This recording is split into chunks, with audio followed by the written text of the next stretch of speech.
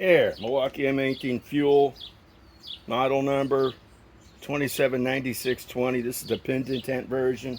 My world famous, you know, the tongue on my trailer.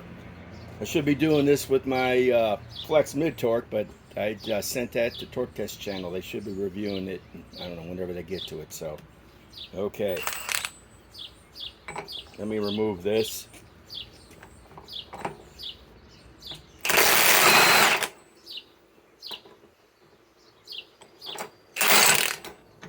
Okay, now let's tighten it.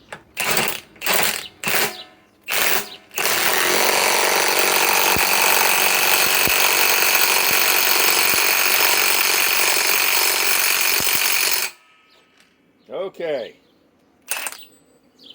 now come back, I don't know, in a week, and probably try to remove it with a little bit lesser of an impact wrench. Maybe